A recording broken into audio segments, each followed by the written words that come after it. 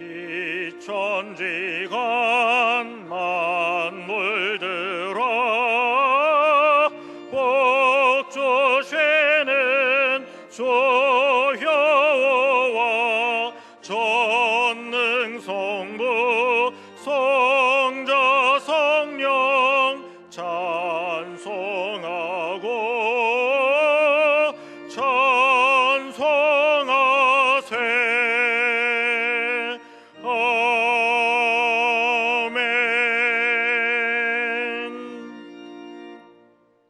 여호와께서는 지극히 존귀하시니 그는 높은 곳에 거하시며 정의와 공의를 시온에 충만하게 하심이라.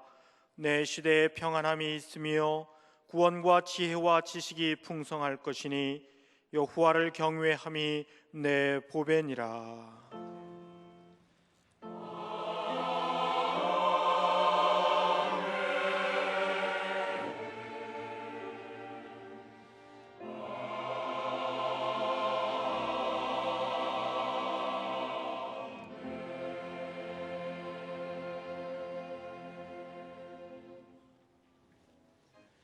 이 시간 하나님께서 우리에게 주시는 구약의 말씀은 이사야 40장 3절에서부터 5절까지입니다. 제가 가진 성경으로는 1014쪽입니다. 이사야 40장 3절부터 5절까지의 말씀입니다. 외치는 자의 소리여 이르되 너희는 광야에서 여호와의 길을 예비하라. 사막에서 우리 하나님의 대로를 평탄하게 하라. 골짜기마다 도두어지며 산마다 언덕마다 낮아지며 고르지 아니한 곳이 평탄하게 되며 험한 곳이 평지가 될 것이요 여호와의 영광이 나타나고 모든 육체가 그것을 함께 보리라. 이는 여호와의 입이 말씀하셨느니라.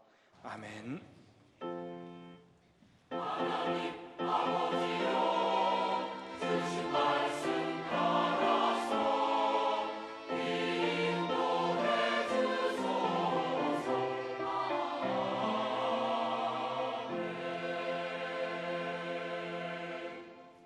하나님께서 우리에게 주시는 신약의 말씀은 마태복음 3장 1절에서부터 12절까지입니다. 제가 가진 성경으로는 3쪽입니다. 마태복음 3장 1절에서부터 12절까지 말씀입니다. 그때 세례 요한이 이르러 유대 광야에서 전파하여 말하되 회개하라 천국이 가까이 왔느니라 하였으니 그는 선지자 이사야를 통하여 말씀하신 자라. 일러스되 광야에 외치는 자의 소리가 있어 이르되 너희는 주의 길을 준비하라. 그가 오실 길을 곧게 하라 하였느니라. 이 요한은 낙타털 옷을 입고 허리에 가죽띠를 띠고 음식은 메뚜기와 석청이었더라. 이때 예루살렘과 온 유대와 요단강 사방에서 다 그에게 나와 자기들의 죄를 자복하고 요단강에서 그에게 세례를 받더니 요한이 많은 바리새인들과 사두개인들이 세례 베푸는 대로 오는 것을 보고 이르되 독사의 자식들아 누가 너희를 가르쳐 임박한 진노를 피하라 하더냐. 그러므로 회개에 합당한 열매를 맺고 속으로 아브라함이 우리 조상이라고 생각하지 말라. 내가 너희에게 이르노니 하나님이 능히 이 돌들로도 아브라함의 자손이 되게 하시리라. 이미 도끼가 나무 뿌리에 놓였으니 좋은 열매를 맺지 아니하는 나무마다 찍혀 불에 던져지리라. 나는 너희로 회개하게 하기 위하여 물로 세례를 베풀거니와 내 뒤에 오시는 이는 나보다 능력이 많으시니 나는 그의 신을 들기도 감당하지 못하겠노라. 그는 성령과 불로 너희에게 세례를 베푸실 것이요 손에 키를 들고 자기의 타작마당을 정하게 하사 알곡은 모아 곳간에 들이고 쭉정이는 꺼지지 않는 불에 태우시리라. 아멘. 오늘의 구약 본문 말씀 중에서 3절을 다시 보시면 외치는 자의 소리여 이르되 너희는 광야에서 여호와의 길을 예비하라. 사막에서 우리 하나님의 대로를 평탄하게 하라. 때가 되면 하나님께서 메시아를 보내주실 텐데 그때는 메시아의 길을 예비하라는 겁니다. 무엇으로 어떻게 하겠습니까? 오늘의 신약 본문에 잘 나와 있는데 요지는 이겁니다. 회개하라 하는 것이고 그리고 회개했다면 회개에 합당한 열매를 맺어라 하는 겁니다. 이 말씀은 제대로 회개했다면 그만한 증거가 있어야 할 것 아니냐 하는 겁니다. 늘 거짓말을 밥 먹듯이 하다가 회개하고 돌이켰다면 그럼 그 다음부터는 진실하게 거짓말 안 하고 바르게 살아야 될 것이고 그것이 입증되고 주변에서 다 인정되고 그래야 될 것 아니겠습니까? 몹시도 게으르게 산 사람이 있었는데 이제 회개하고 이제부터 부지런히 살자 했다면 그의 부지런한 모습을 통해서 다른 사람에게 입증이 돼야 될 거 아니냐 그런 뜻입니다. 또 하나님의 백성 아브라함의 후손으로 믿음을 물려받았다는 데 대한 교만을 버려라 하는 겁니다. 이스라엘 백성들은 이 긍지가 대단했어요. 우리는 하나님의 택한 백성이다. 아브라함의 후손이다. 그리고 저 이방인들은 지옥불의 땔감이다. 그렇게 생각했어요. 그래서 혹 저들이 힘이 있어 우리를 다스리거나 또 우리를 못살게 굴거나 어떻게 되든지 마지막에 저것들은 다 지옥불의 땔감이다 할 정도로 이방인들을 무시했더랬습니다. 그런데 그것이 그들에게 있어서는 걸림돌이 되는 것이고 또 그것이 구원의 조건이 되느냐? 그것이 아니라는 겁니다. 또 세례 요한이 말하기를 나는 메시아가 아니다. 메시아의 길을 예비하기 위한 그릇일 뿐이다 라는 겁니다. 또 오시는 메시아는 오셔서 성령으로 세례를 줄 것이고 바른 것과 그른 것을 가려내어 상과 벌을 줄 것이다 하는 겁니다. 그러니까 오시는 메시아를 맞이하기 위해서 예비할 일은 도로를 보수하거나 숙박을 위한 주택이나 식사 준비를 하거나 밴드를 동원해서 번쩍이는 예전을 마련하는 것이 아닙니다. 또 맞이하러 나가기 위해서 새 옷을 입고 단장하는 것도 아닙니다. 더 요약하자면 회개입니다. 구약 성경에서는 회개를 말씀할 때 돌이키라라고 표현했습니다. 사실 회개는 지금까지 삶의 길에서 완전히 돌이키는 것이기 때문입니다. 세례 요한이 예수님보다 한 발 먼저 나타나서 회개를 외친 때는 예수님의 공생애를 시작하기 직전으로 그때는 반드시 회개해야 하는 중요한 시기였습니다. 그래야 오시는 메시아를 맞이할 수 있으니까. 오늘날도 우리는 꼭 같은 시기를 맞고 있습니다. 예수님도 공생애를 시작하시면서 입을 열어 처음으로 하신 말씀은 회개하라 였습니다. 얼마나 중요한 일이면 그렇게 하셨겠습니까? 그리스도인으로서 신앙의 첫걸음은 바로 회개하는 것이고 회개로부터 시작하는 겁니다. 따라서 신앙생활을 상당히 했으면서도 뼈아픈 회개의 뜨거운 눈물을 흘려보지 못했다면 아직도 입학하지 못한 것과 다름이 없습니다. 예과에 다니는 것과 다름이 없지요. 여기서 몇 가지로 살펴보면 회개하라 했으니까 회개하십시오. 죄 없는 사람이 없는데 여기에 무슨 이유나 조건이 있을 수 있습니까? 내가 하나님 앞과 사람 앞에서 지은 죄가 생각나지 않으면 먼저 기도하여 회개의 영부터 구할 일입니다. 성경을 펴놓고 거기에 나를 비춰보면서 회개할 죄를 찾아보십시오. 내가 그래도 하나님 믿으면서 뭐 착한 일 꽤 하고 살았는데 아닙니다. 그런 것은 도덕이나 형법에 해당하는 것이고 하나님 앞에서 나의 잘못이나 허물 곧 회개할 일이란 훨씬 더 차원이 다른 겁니다. 그래서 양심의 문제고 하나님과 나와의 문제고 성경에 비춰봐서 따져볼 일이고 그렇습니다. 많은 사람이 건성으로 회개를 합니다. 하나님 잘못했습니다.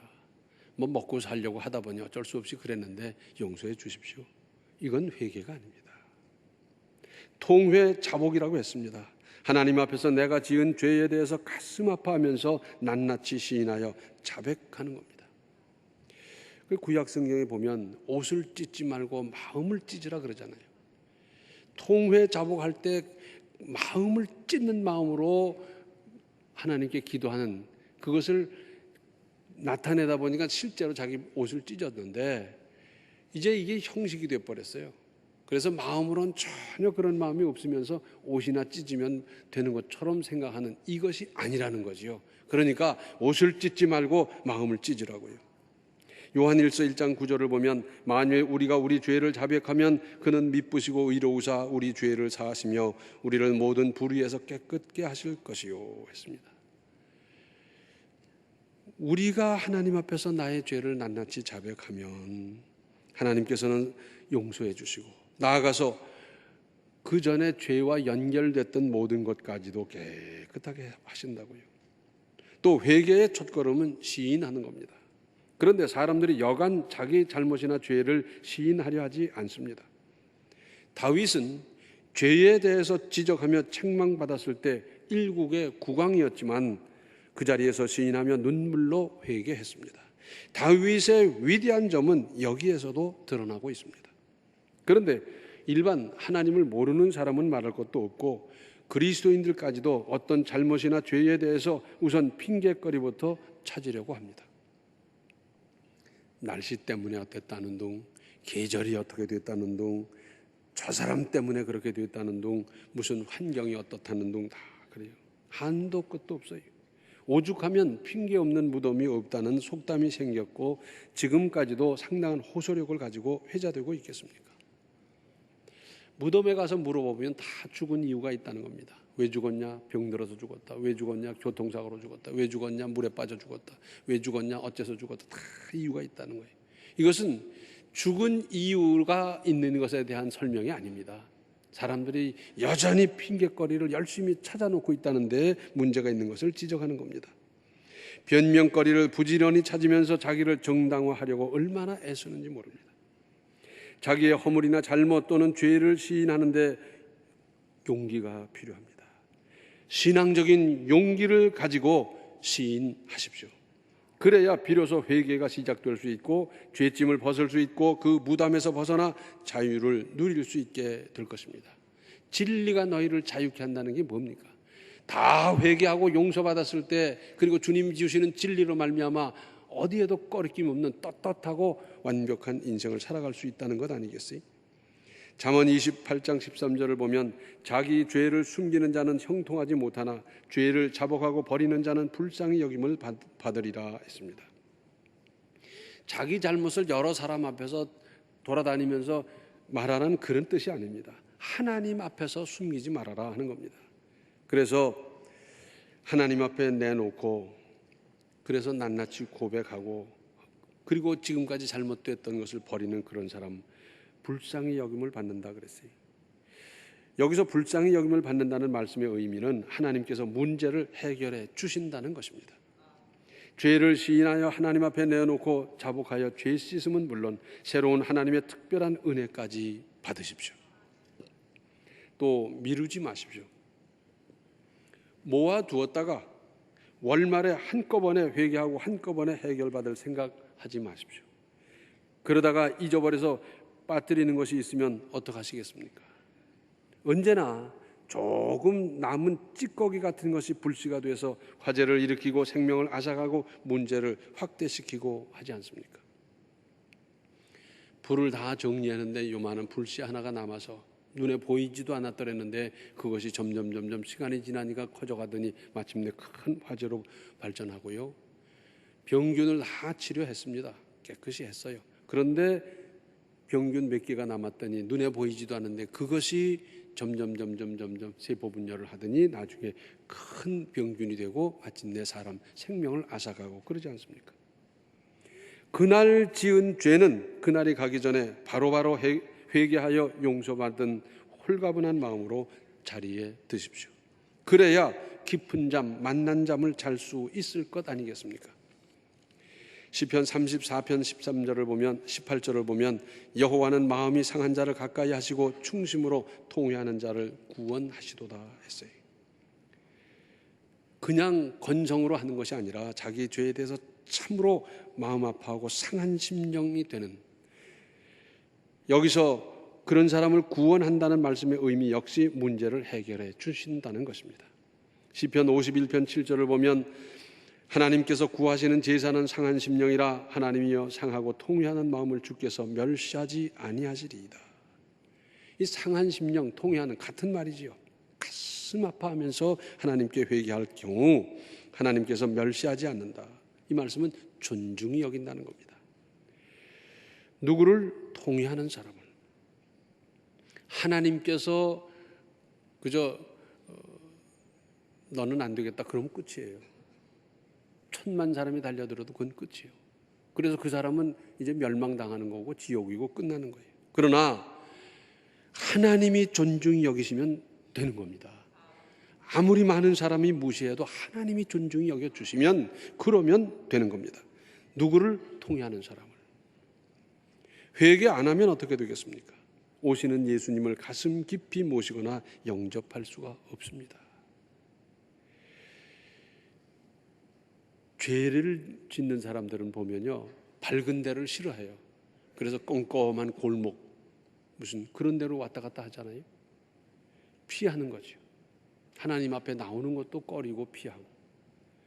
집에서 자녀를 길러보면 어때요?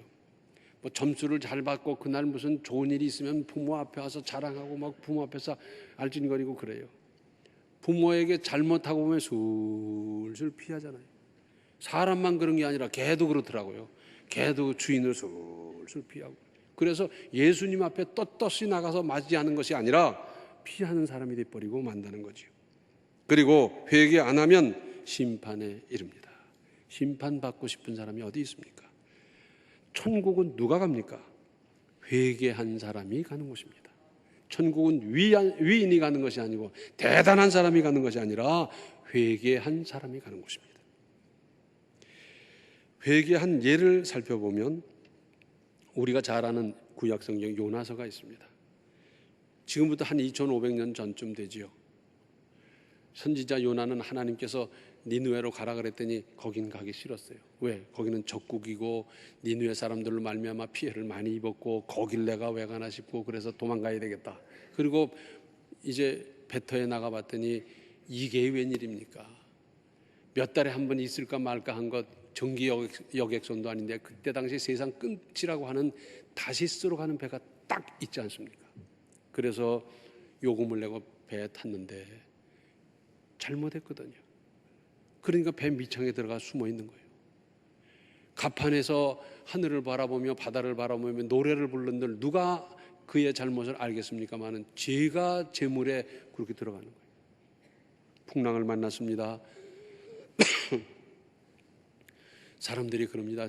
짐을 전부 다 버리자. 그래야지 우리 배가 살아남겠다. 짐을 전부 다 버렸어요.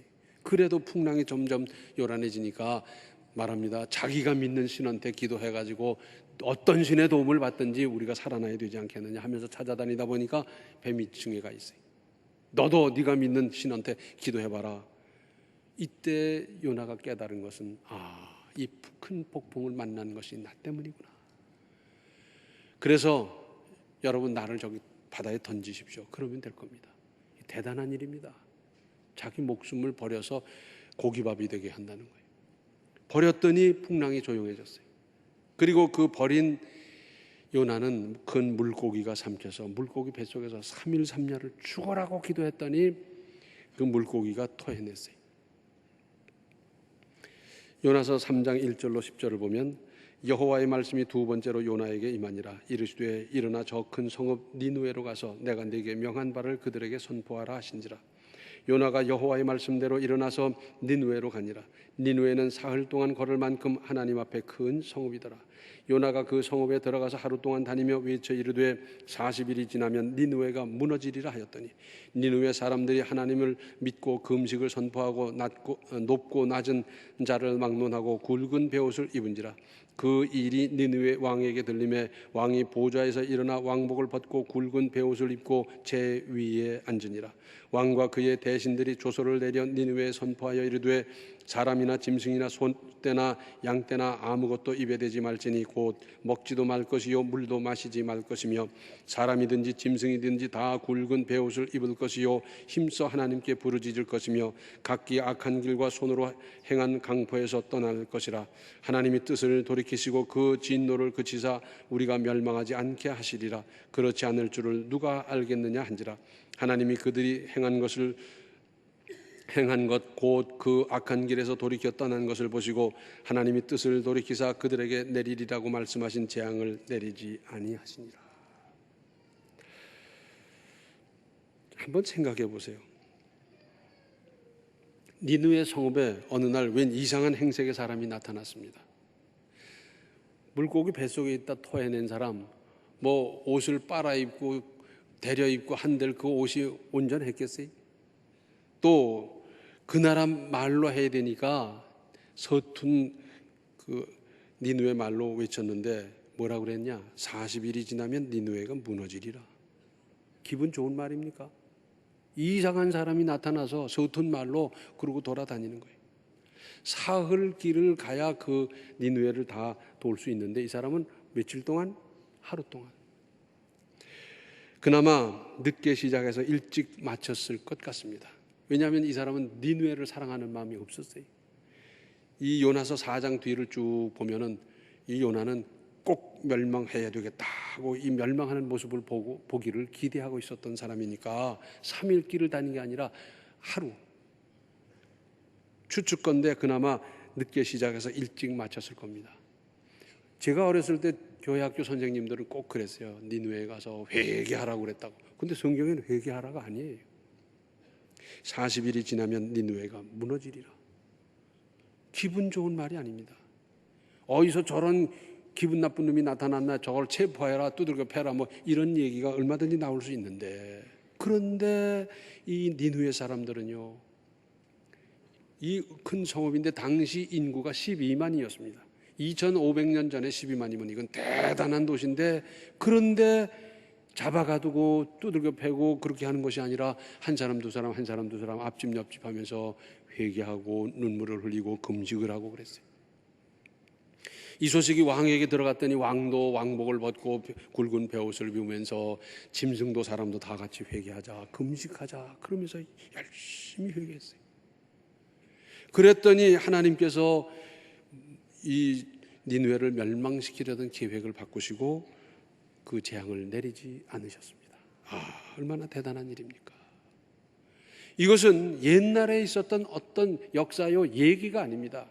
그것은 오늘날도 정확히 똑같이 적용될 수 있는 일이고, 이것은 니느웨라고 하는 어떤 지방에 국한된 것이 아니라 좁혀서 말하자면 나에게 주시는 하나님의 말씀입니다.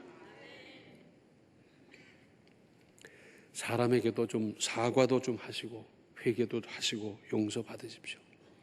저기 소련 사람하고 내가 사과할 게 있겠습니까?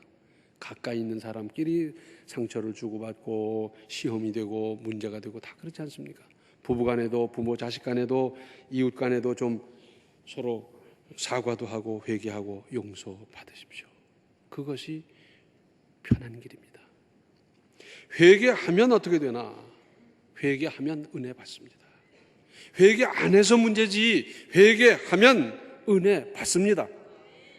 회개하면 응답 받습니다.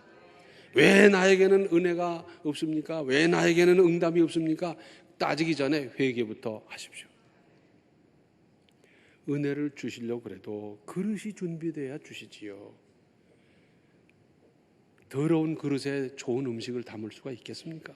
깨끗이 청소가 돼야 거기 맛있는 음식도 고급 음식도 좋은 음식도 값비싼 음식도 주시지 않겠습니까? 회개하면 새 길이 열립니다. 새 길을 열어 주십니다. 회개하면 치유의 역사를 체험할 수 있습니다. 이런 간증을 많이 들었습니다. 어느 날 기도하다가 깨닫고 보니까 자기가 세상 천지 이런 죄인인 줄 몰랐다는 거예요. 자기가 얼마나 죄가 많은지 그걸 하나하나 고하면서 기도하느라고 눈물 범벅 콧물 범벅이 되어서 떼굴떼굴 굴리면서 얼마나 뼈아프게 기도했던지 그야말로 가슴을 찢는 마음으로 회개한 것밖에 없는데 나는 병에서 나왔습니다. 이런 사람 한두 사람이 아니에요. 회개하면 치유의 역사를 체험할 수 있습니다. 회개하면 어려운 문제를 해결해 주십니다. 그러니까 다른 어떤 것보다 앞서서 회개부터 하십시오. 그러면 오시는 주님을 떳떳하게 만날 수 있고 맞이할 수 있고 문제 해결을 받을 수 있어요. 이 모든 것을 한마디로 뭉뚱그리면 은혜 받습니다. 회개하면 은혜 받습니다. 회개 안 함으로 말미암아 내게 다가오는 은혜를 거절하시겠습니까? 회개 안 함으로 말미암아 다른 사람은 은혜 받는데 나만 쏙 빠지겠습니까? 회개함으로 말미암아 이 예비된 많은 은혜를 받으면서 이번 성탄절 주님을 맞이하시기 바랍니다. 기도하시겠습니다. 은혜로우신 아버지 하나님, 저희들에게 회개의 뜨거운 영을 물 붓듯이 소낙비같이 부어 주시옵소서. 의인인 척하며 살았던 저희들을 용서하여 주시고 참으로 주님 앞에서 낱낱이 고백하고 자백하고 자복해서 다 용서받고 용서받은 기쁨과 감사와 은혜로 살아가게 하시고 용서해 주실 뿐만 아니라 우리에게 치유의 은사를, 세길의 역사를, 그리고 새로운 은혜를 주시는 것을 체험하는 우리 모든 성도들이 다 되게 하여 주시옵소서. 예수님의 이름 받들어 간절히 기도하옵나이다. 아멘. 진심으로 철저히 회개하여 오시는 주님을 기쁨과 감격으로 맞이하십시오. 지금은 생명의 주 예수 그리스도의 은혜와 하나님 우리 아버지의 극진하신 사랑과 성령의 감화, 감동, 충만, 교통하심이 회개로 주님을 떳떳이 맡기로 작정하는 모든 성도들 머리 위에 이제로부터 영원토록 함께 계시기를 간절히 축원하옵나이다. 아멘.